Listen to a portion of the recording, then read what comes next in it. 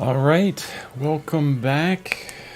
I've been off of the stream for about 3 days, and man, I couldn't wait to get back to it because I really felt like I was missing something every morning.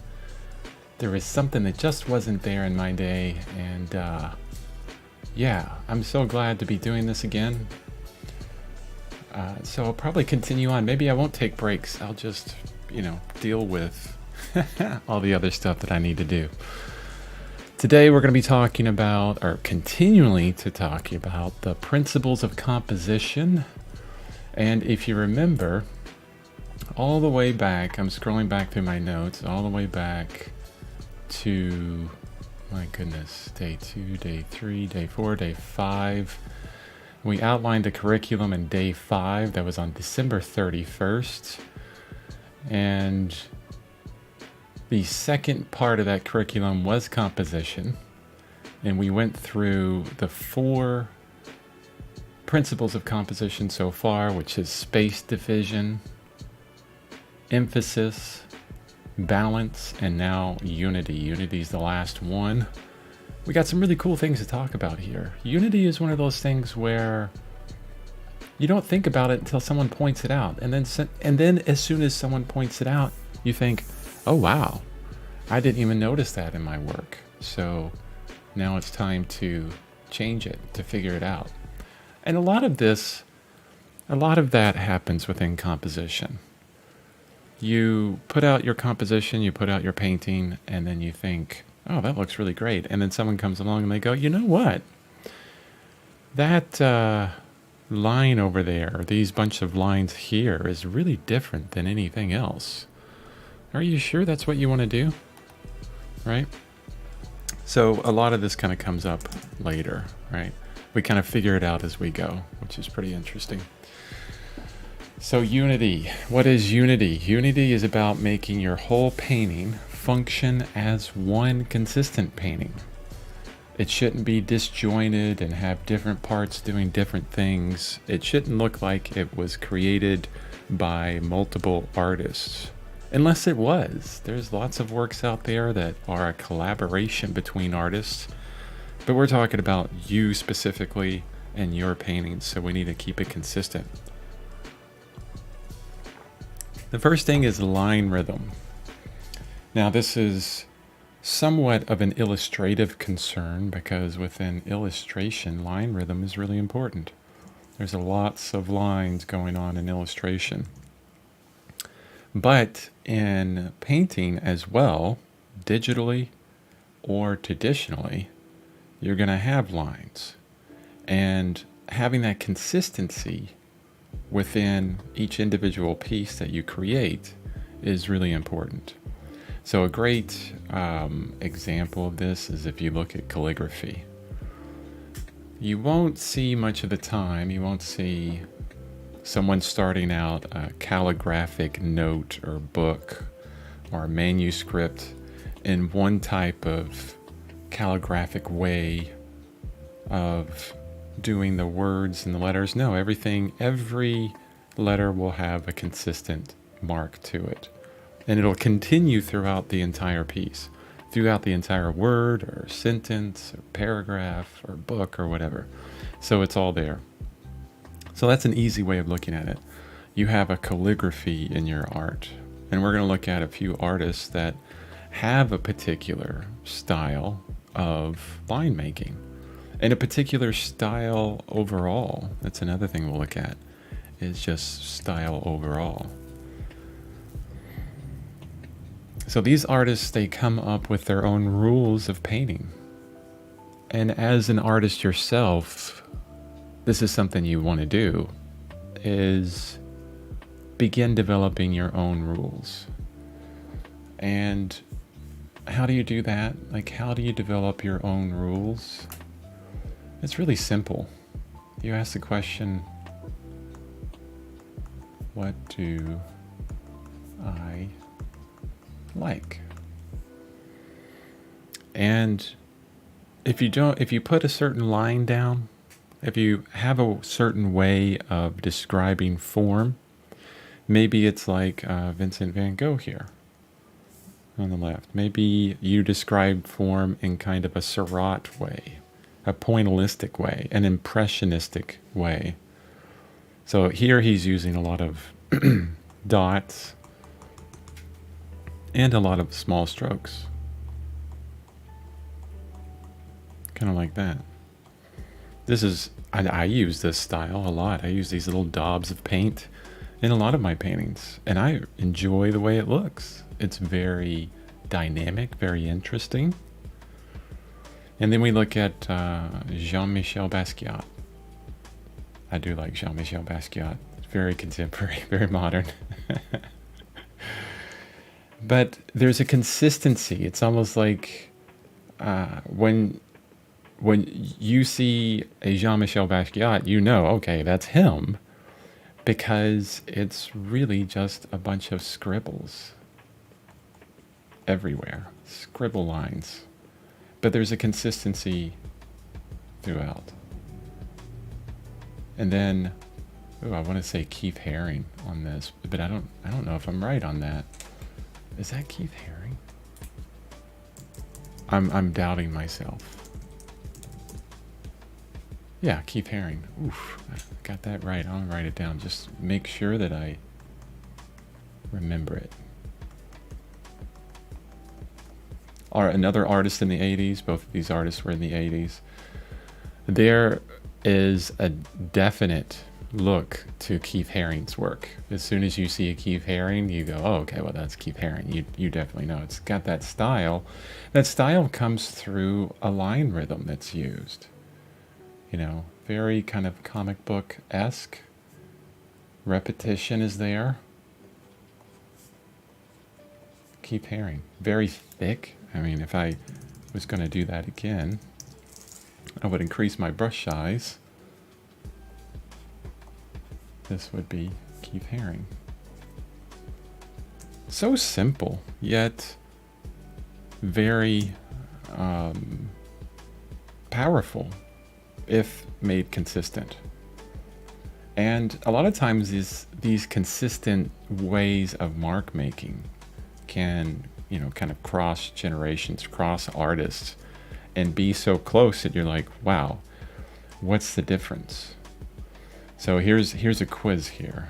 Can you name each of these artists in these paintings? You could probably name the one on the right a bit easier than the one on the left. You might think that they're both the same artist, but you would be incorrect. They're not. So the one on the right, the easier one, is John Singer Sargent.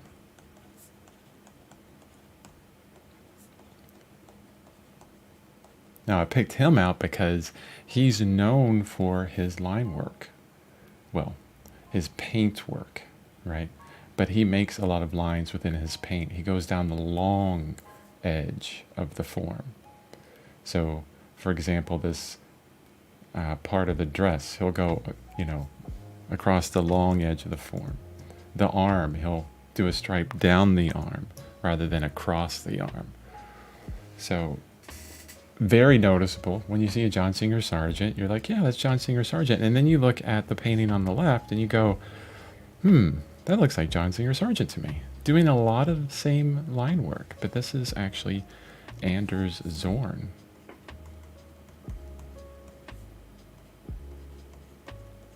Z-O-R-N. So there will be some crossover, especially when you simplify the way that you do your lines and you pull from others. You kind of steal, you don't copy. You go, hey, you know, this is what I like.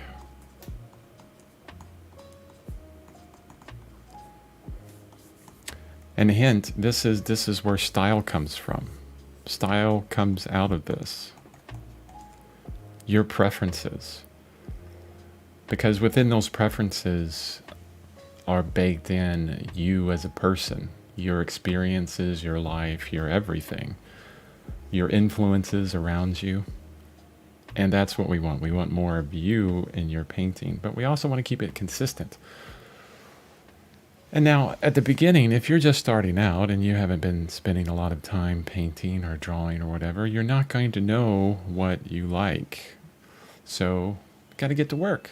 Start drawing, start painting, start experimenting, start having fun.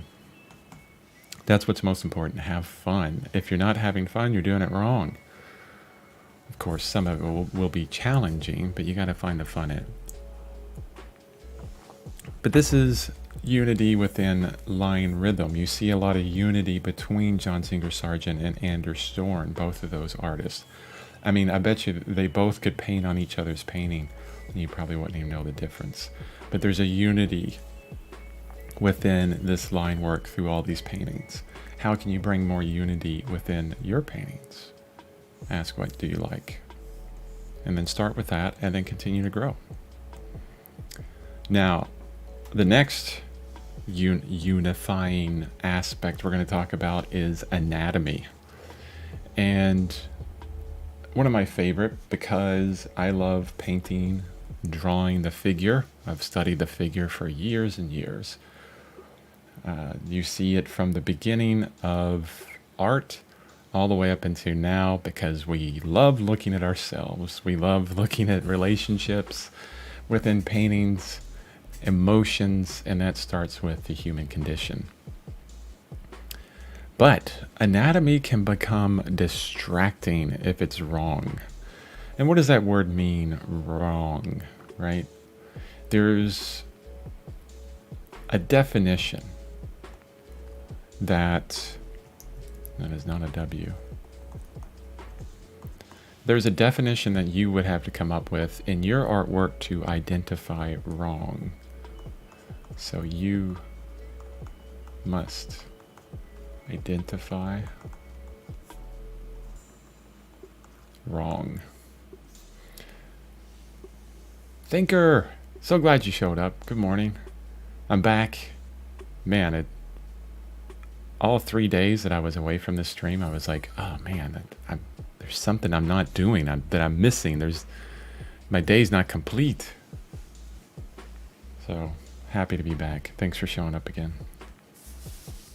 So we have to identify what is wrong in our paintings, because this is this first picture over here is by Richard Gerst, Gerst. It's actually a full top to bottom. He's nude. It's a self-portrait. So you can look that up online if you want, but I'm not going to show it on YouTube. Excuse me. But there's a lot of anatomical things that are quote-unquote wrong in here. But for him, this is right. He wanted to give this kind of understanding of the figure, this kind of harsh, maybe incorrect understanding of the figure, right? And that's what he's identified as correct for him. Now, for this other artist, who I'm struggling to get his name again, this is Robert Liberace. Let me write that down.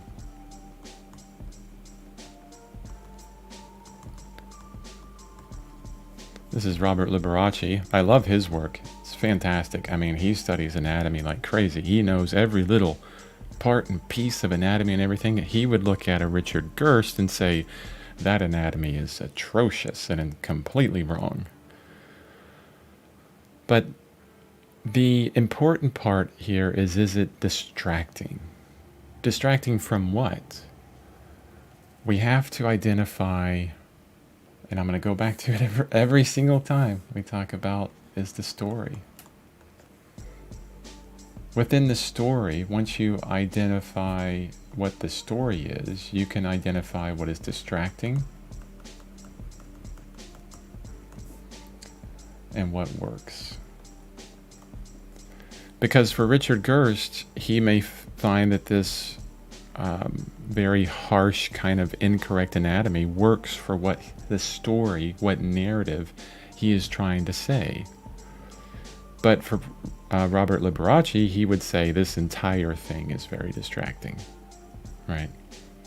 So it's up to us as an artist to say, okay, this is the story that I'm trying to tell, and this is the type of consistency and unity in anatomy that I need so that I don't distract the artist from it. So once you determine that, keep it consistent, Okay, you're not going to see a bit of Richard Gerst inside of Robert Liberace. You're not going to see any bit of Robert Liberace inside of Richard Gerst. And then you can look at, here's another example of very, quote unquote, well done anatomy, very lifelike. I don't have the name of this artist. I wish I did. Definitely, I mean, you look at this drawing here, and I feel it's right out of the Repin Academy, a Russian school of drawing.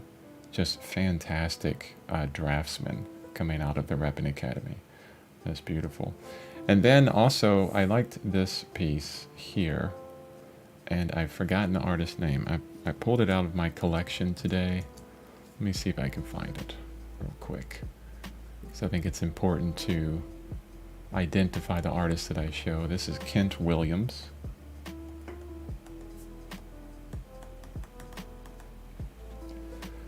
So Kent Williams decided to display this figure in a wide angle. It's like it's almost fisheye. I'm going to call it fisheye view. So this is a type of lens on a camera that really distorts the person, the object, and there's a consistency throughout. So probably done, from photo, so the consistency is going to stay within the anatomy as long as you stay consistent with the photo, as long as you're able to transfer well, but there's a consistency of that distortion. Yeah. So just consistent. If you decide, whatever you decide is right or wrong for you, be consistent about it. And then we're going to talk about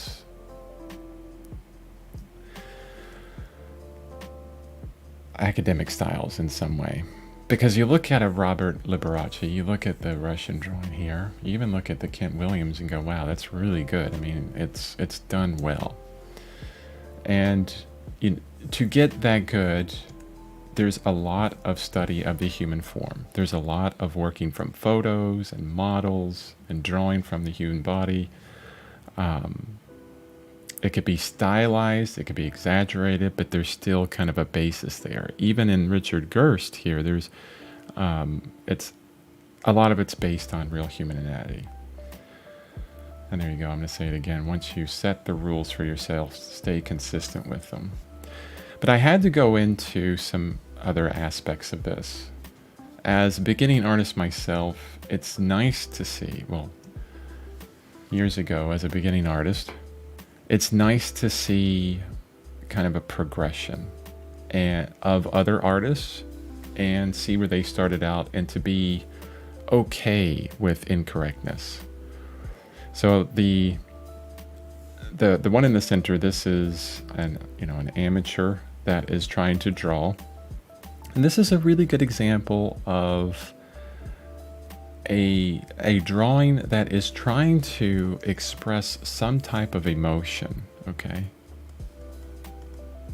They're really trying to say, maybe I love you, maybe there's some kind of caring going on in between these characters, but I can't even focus on that because the anatomy is just not working. It's not there. The skill isn't there yet. You can see that they're working really hard to try and get better at that, but it's just not there yet. So the emotion is kind of torn apart. It's the anatomy's distracting away from that story. But it's okay because this is the beginning of their journey. And this has happened since the beginning of time. So you look at the picture on the very far right, and I don't know, this is some kind of what do you call it when you paint into plaster? I forget what you call it. It just left my brain. Anyway, it's a very old painting, and of course the anatomy is just way off. It's not looking too good. It's very distracting. I mean, we see it today and we don't even care about whatever message they're trying to describe here. I think it's probably some kind of Greek myth or Roman myth or something, but it's just really distracting. And so even in ancient times, they couldn't get it right. And then we look at, and I remember seeing this comic book come out, like when it came out. And I knew this artist at the time when I was collecting comic books in like the mid to late 90s. And this is Rob Liefeld, or Liefeld, Liefeld. And getting paid at Marvel. But wow. Just, anatomically wrong. There's that word again. Wrong. Got to put quotes in it. Okay, got to put quotes in it. Because is that wrong? I mean, for him, he's like, oh, it's great. That's probably what he loves to do. But I know for a fact that many other comic book artists look at Rob Liefeld and kind of go, oh my gosh. Right? Because you're in this kind of realm. But the point of me putting this here is to see that there's a lot of professional artists out there that can't get this right. It's difficult. Anatomy is difficult. So be a bit easy on yourself with this. It takes some time. But identify your rules. Identify what your right is. Get correct with the story that you want to tell. Even if it's just like, this Russian academic drawing, it's not really telling the story here. It's like, I'm just working on anatomy. I just want to be a great artist. That's fine. In that aspect, make sure you get your anatomy where it's supposed to be, placed in the right place, or whatever that is to you. And then keep consistent with it throughout the whole thing. Definitely. That's what Unity is about. Really, consistency. It's kind of like the same thing. Now, I had to rush to prepare for this live stream. I was a little bit off this morning. So, I didn't get past style. But that's okay. We'll work it up as we go because it's a live stream. You're seeing it all live. But detail. And this is an interesting one for me because I learned, all of this from svslearn.com. And I'm always going to plug them because they're amazing. And it's Creative Composition by Will Terry. So a lot of this I took notes from, and I'm putting my own spin on it because they teach it more for illustration, which, there's a lot of commonalities between illustration and traditional, like painting, like oil painting or, digital. There's a lot of combinations there. But I'll change it up a little bit. But Will Terry was able to give some really good examples of how detail could be a problem. But as I look at, novice artists, professional artists in oil painting, traditional drawing, I found it really hard to find something that was describing or having different styles or different detail within an image. So the idea is that if you have an image, okay, so maybe you have a landscape, okay? We always go with landscape because it's kind of like easy to jump into. And let's put a tree right on the horizon, like it's in the background. This is a little kid's drawing, that's fine. We have a sun here. And we have a cloud, keeping it simple, right? Maybe we have a pathway. Ooh, we got to do a little bit of perspective there. And as you're painting, you're doing this. We're doing the grass. And then maybe we get out a different brush or something. We do the trail. And then we get out a different brush and we do maybe this tree. Right? And now the interesting thing about this is for a lot of it, you're like, yeah, well, you would need different textures everywhere. So there's a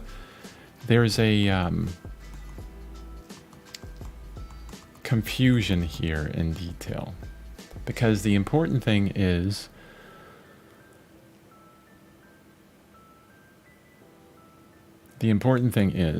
within this is that there is some kind of consistency. If you have and this is where it works more in illustration, where you have an illustration where you have very tight lines everywhere, and then all of a sudden, maybe in this tree, everything's all blurry. It could be a bit disjointed and jarring. Maybe you just don't really want to do the tree, so, you keep it fuzzy in some way.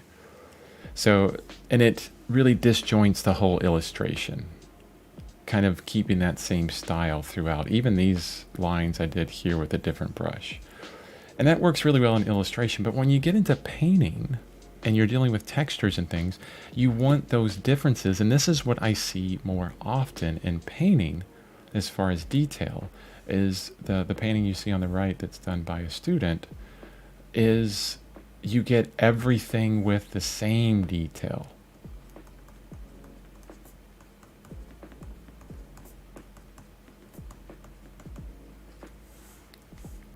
The same texture.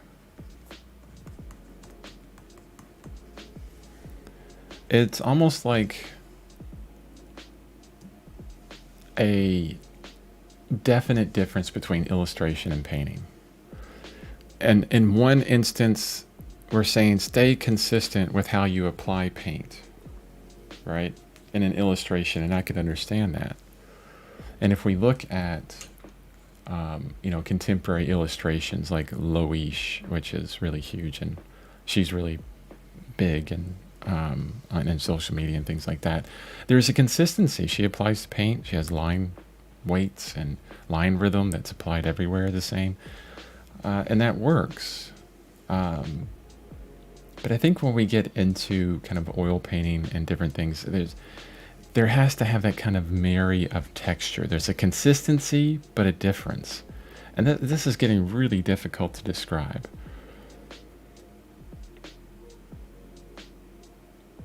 Because at this point, we're talking about the difference between style and texture, right? So there's a consistent style throughout, but also a description of different materials within that style. Like here in illustration, different style or different technique for everything would not be so good. But then in the same breath, we say over here, too many different brushes and textures is not good. There's a confusion happening within this kind of detail. So here's what I would say is, and because I see this more often, is to focus on the material that you're looking at. Well, not focus on the material, but observe. Always fall back to observation.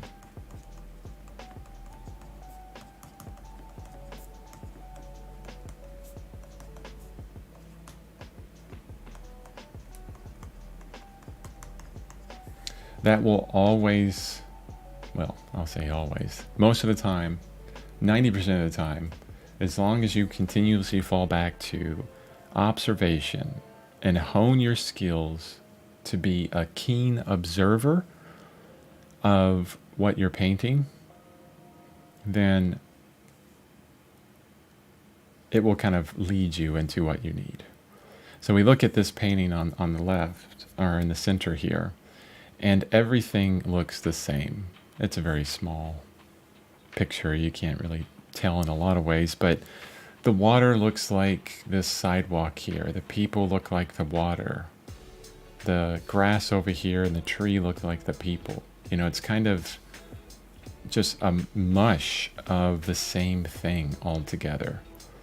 And if this was done in a different way, there's a much more observation with these different textures would happen to separate the water from the sidewalk, to separate the people from the sidewalk. Because we can see that separation, but we have to observe and understand. So always fall back to observation when you're working with detail. The one thing that is, I would agree with here, definitely. That's why I wrote it down. Crisp edges in the foreground, and as you move into the background, the edges get softer. This unifies the details. So this is just an aspect of perspective. And observation would get you there anyways. If you're observing your landscape and you really observe this, if you have a keen observation, you would see that anyways. We talked about edges previously and how you could use edges to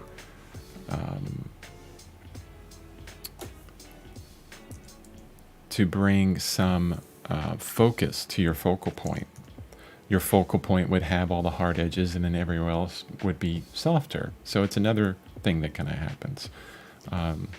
That's kind of an adjustment. So maybe you forget about how things flow into the background with atmospheric perspective, and you make some adjustments based on, sharpness or softness, depending on where your focal point is. Definitely. So that's detail. Sorry, that one is a bit kind of convoluted because you can go either way on this, but fall back to observation. I think is the most important.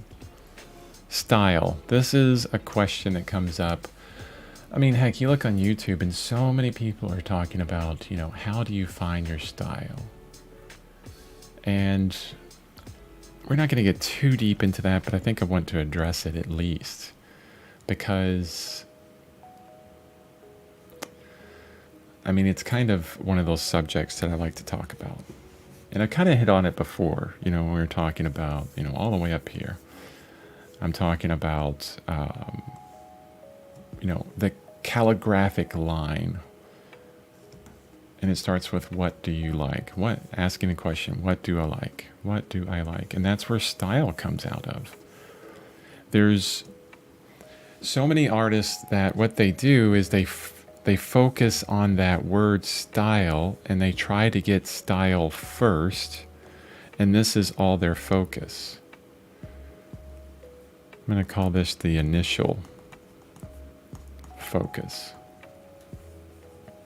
is the word style. And then eventually they'll realize that focus, that style, is not where we should focus. Where we should focus is on my terrible anatomy here.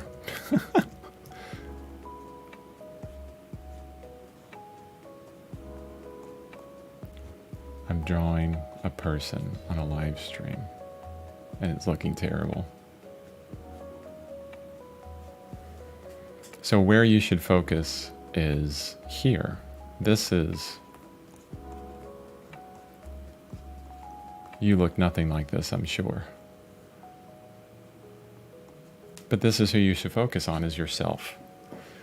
So instead of, asking the question, what is my style? Right? We don't ask that question. I know you want to, but don't. That will lead you astray. You ask the question, who am I? Jeez, I can't even write today. What do I like?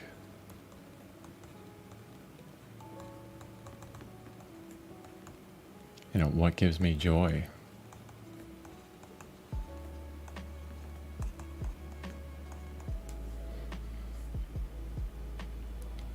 What is fun?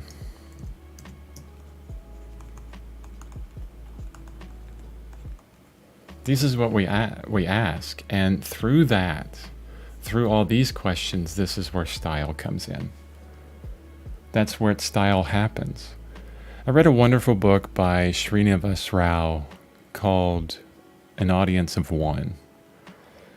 And in the book, he's telling a story of his sister. He has several siblings, maybe a couple brothers and a sister, I think. And most of his siblings are really successful. Even he's successful. I mean, he wrote a best-selling book. He's doing really great. And his other two siblings, except for his sister at this point, were doing really well also.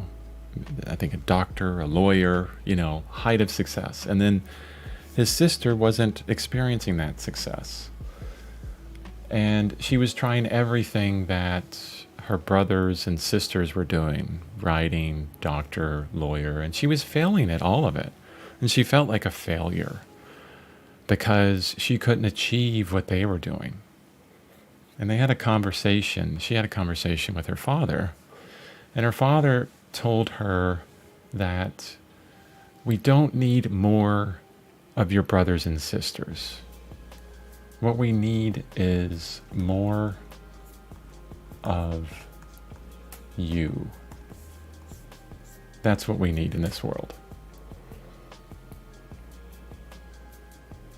So if you're thinking about your style, if you're thinking about who you want to emulate, I mean, that's fine.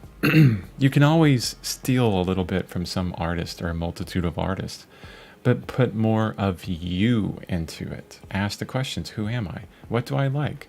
What gives me joy? What is fun? Ultimately, that's where style comes out of. And ultimately, that's where happiness comes out of too. But let's talk about style as it connects to unity, okay? To consistency.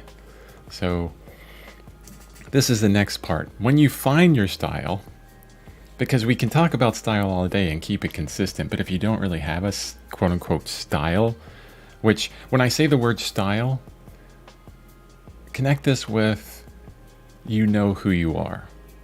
I know my style. I know who I am. I know what I like. I know what is fun. I know what gives me joy.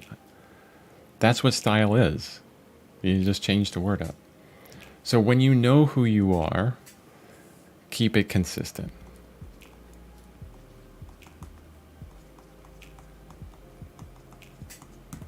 Okay. Thinker says, I think of style. Well, yes, of course you think, Thinker. Darn it. I think of style of something that comes out of your body of work. Nothing you have to work on. It comes naturally. Yes. Yes. Perfect word there. Naturally. It naturally evolves with your artwork. At the beginning, when you're starting out, you're going to have something that maybe you call a style, but then it will adjust. Like, oh, well, that was my style before. Maybe you choose to adjust. Maybe it just happens. But it grows with you. And then even when you talk about style as far as unity is involved, and as far as composition and everything, that's within the piece itself, okay? So within one painting, keep your style consistent. But within you, yourself, your life, oh, yeah, your style can change month to month, okay? Week to week, day to day, change your style. Try different things. Try new things out. So when you keep the style consistent, you keep the technique consistent as well. So that's style, technique. Keep them consistent.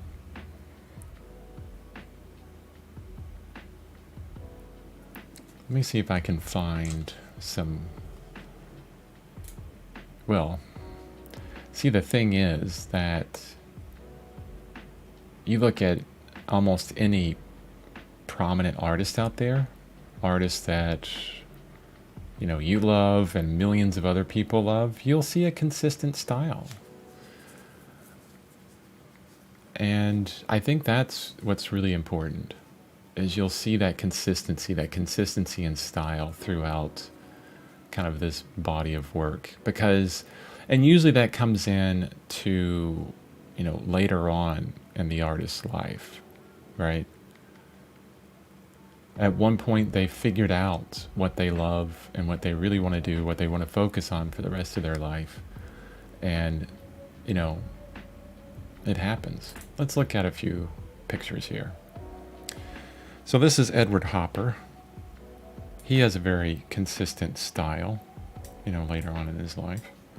Let's do this. Let's take a screenshot. On Windows, it's Windows key Shift S. I can select this. You may not see the selection happening. That's fine. Go back to Krita, hit Control V to paste, and it will paste somewhere in this document. You never know where. Usually in the very center, so then you have to zoom out and move it where you want it, and then zoom back in, and then that's a little annoying. So here's a consistent style. And, you know, this is one of those things where I could pick out anybody. But within the piece, within each painting is what we should focus on more than anything, not the entirety of the artist. You can see that there's a consistent style throughout. This kind of, you know, soft edge brushwork in a lot of way, unless you're dealing with some kind of building or something. But consistency and coloration, just consistency throughout in this piece, and you'll see that in all of his work. I mean, let's pick out another artist, maybe an artist that you haven't seen before, contemporary artist. This is going to be a fun one. So this is, I'm not sure what country this person is from. This is Henry Mzili Mujonga. Fantastic artist. And I believe I found this individual on Artsy. Here I go, paste it again, and then move it to the right place. And there's a consistent style throughout this. Reminds me of Kehinde Wiley, very prominent contemporary artist, and does oil painting in this kind of look and style. But many of this person's work, you could see this orange background and these kind of X's here because he's dealing with like contemporary technology in a lot of ways, and bodies. It's really interesting, but there's a consistency in that style in each piece. And like, again, I'm going to say it, in each individual painting. He may have a whole other body of work that's completely different than this. I'm trying to think of other artists that do that.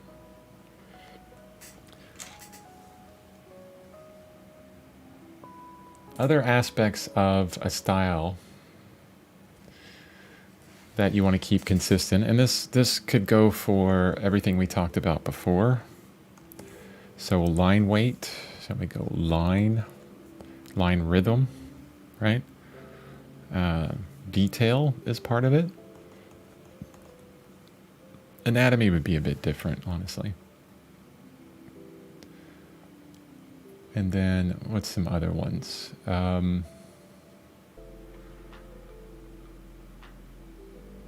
Shape. The example given by Will Terry is, look at kids' toys. If you look at Fisher-Price, they're going to have a lot of rounded edges. And it'll be consistent within the toy. If they're rounded, the whole toy has rounded edges. You're not going to see a lot of sharp lines within that. And then other toys, you look at a Todd McFarlane toy, right? Or figurine. It's going to be much different. But you're creating your own world here, and there's a consistency that you want to keep within it. Palette. So, talk about colors, Consistency within colors. You'll see that in Edward Hopper. You'll see that within Mujongo. You'll see that within even Vincent van Gogh. A consistency throughout each one. I'm going to find another artist that's a colorist, very colorful.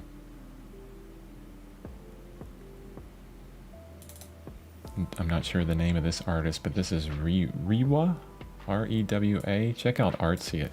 Lots of amazing artists on Artsy that you've never seen probably, and that are fantastic. Could send you down another road that you never thought you would go down, right? Which is nice. Because when you're looking for what you like and what you hate, experimentation is always really good. That will get you closer to finding who you are as an artist, right? You may look at these paintings and go, I hate all of these. You know, I want to paint like Rembrandt. And that's totally fine. But this person has a consistently bright palette. Bright, both of these artists have a very bright palette. You look at many traditional painters, Robert Liberace, Rembrandt, Richard Schmid. They'll have a consistent palette throughout. It's consistent coloration throughout each individual work. Some of them, like they could do another painting that's super bright, one painting that's really dark, but within each one it's consistent.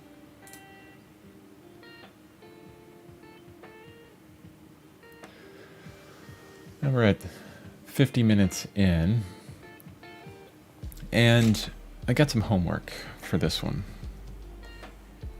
I don't know if I like the word homework in a lot of ways, because it's kind of like, it reminds me of school, like I'm ordering you to do something. I have a suggestion. Let's call it,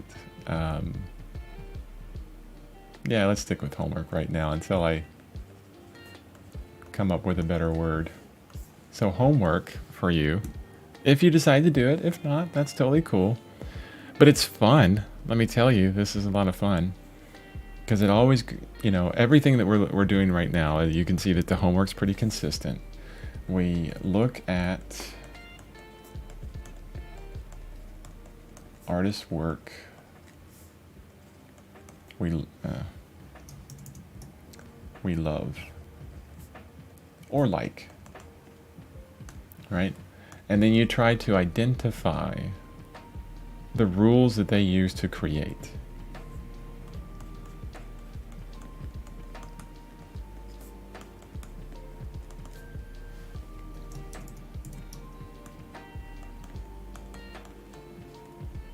Identify their rules. I mean, for Rewa here, bright colors, straight lines, outlines, kind of a combination between kind of this voluptuous fabric work and comic book art. Majongo, bright colors, definitely. Good anatomy, sharp lines, sharp edges everywhere. You look at Hopper, subdued palette, odd colors, kind of sickly, maybe too much yellow, throughout, right? Very quiet, open spaces, clarity between positive space and negative space, right? These are the rules that they can use, and you could do this throughout many of their pieces of work and find the rules that they use to create.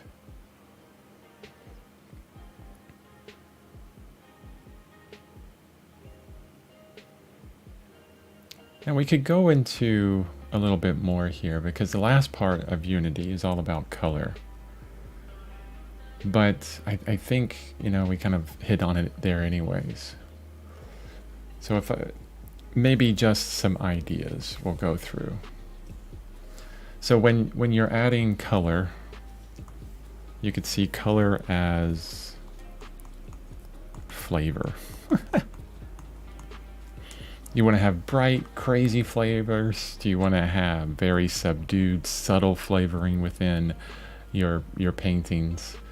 But you can keep that flavor throughout, right? If you're creating a stew that's savory, you probably wouldn't put any sugar in there. Could be a problem. It could be a mixture of flavors you don't like. Save that for dessert. It's just like when you pair wine with a meal. Got to pick that perfect wine because, they pair well together. it just enhances the flavors of something. If you have a dessert wine with a savory dish, that dessert wine is going to taste super sweet. You have a dessert wine with dessert, and they pair just nicely. I don't really drink wine, but I do know that at least. So with your color, you want to have similar flavors throughout. I mean, if I took this hopper painting, right?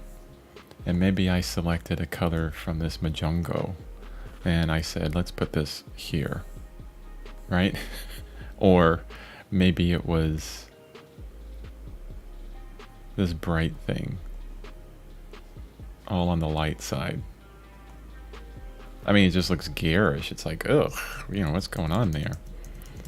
I mean, even in a subtle aspect, that wouldn't work too well. I mean, that's, you keep your flavors consistent. I like the idea of color as flavor.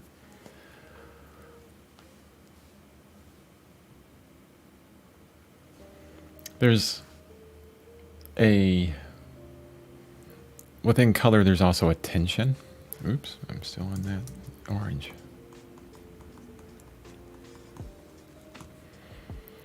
And what grabs the viewer's attention more are these warm colors.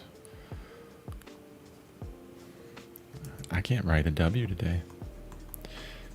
Warm equals more attention.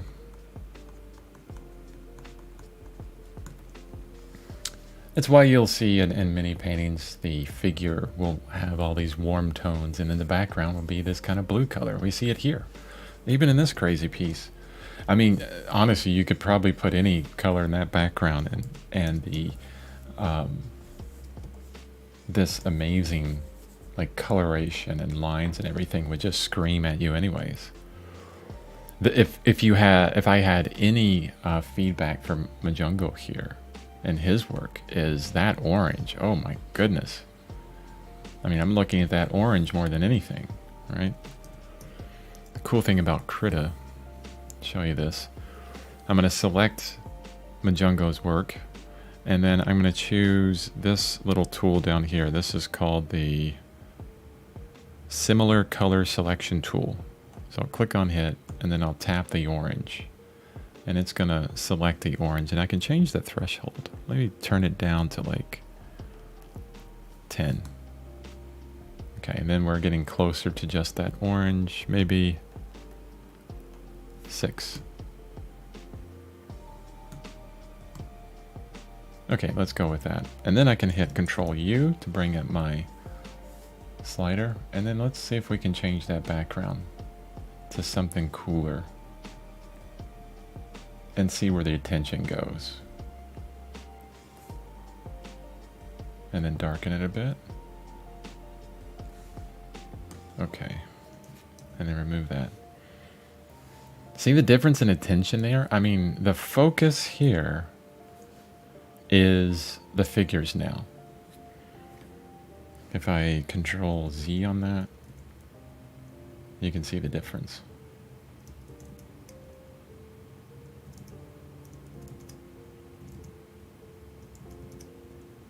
Yeah.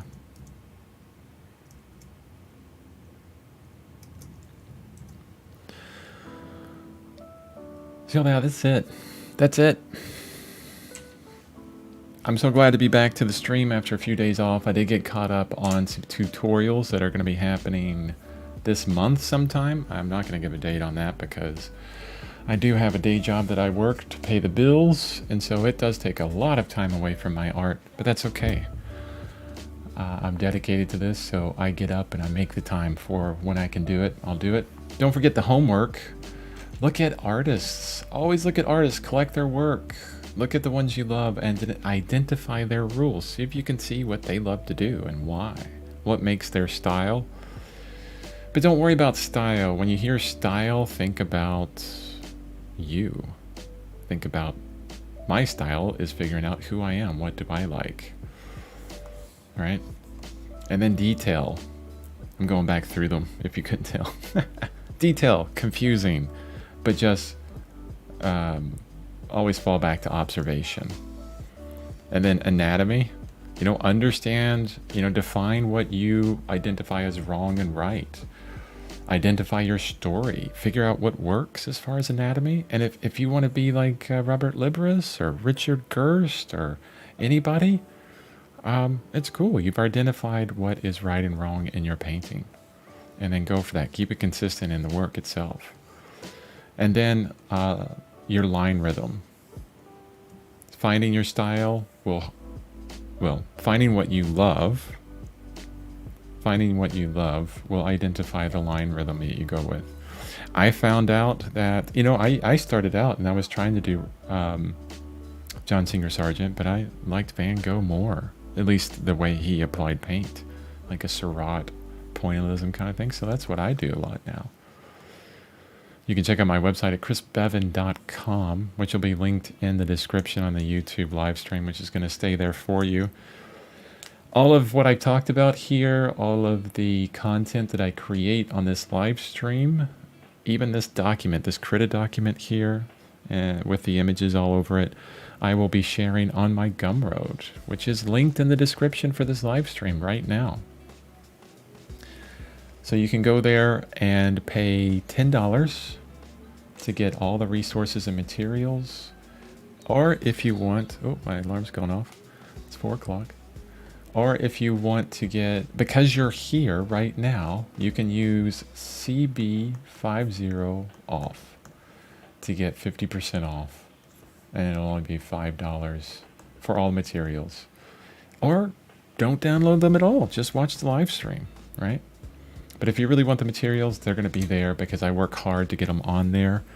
It's a lot more effort for me than just giving the live stream. So there it is. And I will say that this is number 11. It continues to grow. The resources continue to grow. I wonder at what point Gumroad is going to say, hey, listen, dude, you're using up way too many resources. Because it's going to grow. So that's it. Thinker says, good to have you back. Thank you, Thinker. Good to have you with me here. And you know what's great about taking a break? You realize how much you enjoy it. So the break was good. It was real good. Wonderful. Thanks, guys. Hopefully I helped with this. Hopefully you learned a lot. I'll see you again tomorrow.